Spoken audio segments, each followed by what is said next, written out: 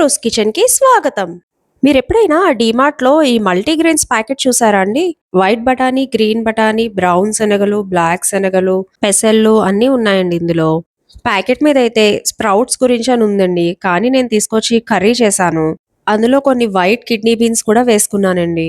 Multigrains అన్నీ ఒక cup తీసుకొని ఓవర్ నైట్ సోక్ చేసుకొని ప్రెషర్ కుక్కర్‌లో ఒక 5 విజిల్స్ పెట్టుకుంటే కుక్ అయిపోతాయండి. బాణల్లో కొద్దిగా ఆయిల్ ఏసుకొని ఒక స్పూన్ జీలకర్ర, ఒక బిర్యానీ ఆకు, ఒక ఎండుమిర్చి వేసి అవి వేగాక ముక్కలుగా కట్ చేసుకున్న 2 ఆనియన్స్ వేసుకోవాలండి. ఆనియన్స్ గోల్డెన్ బ్రౌన్ వచ్చే వరకు వేయించుకోవాలి. ఒక స్పూన్ అల్లం వెల్లుల్లి పేస్ట్ వేసుకుని పచ్చివాసన పోయే వరకు వేయించుకోవాలి.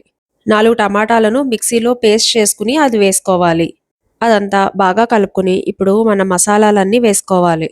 తగినంత ఉప్పు, చిటికెడు పసుపు, ఒక స్పూన్ కారం, ఒక పావు చెంచా పంచదార. పంచదార వేయడం వల్ల ఫ్లేవర్స్ అన్నీ బ్యాలెన్స్ అవుతాయండి.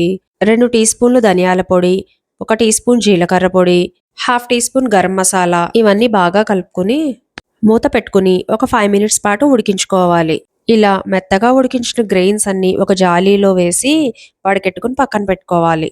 గ్రేవీలో ఆయిల్ రిలీజ్ అయిపోయిందండి.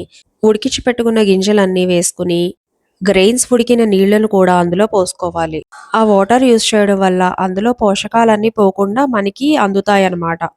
మనకి కావాలనుకుంటే ఇంకొంచెం వాటర్ కూడా పోసుకోవాలి. గ్రేవీ కన్సిస్టెన్సీ చూసుకుని అడ్జస్ట్ చేసుకోవాలి. ఇదంతా బాగా కలుపుకుని మూత పెట్టుకుని మరో 5 మినిట్స్ పాటు ఉడికించుకోవాలి.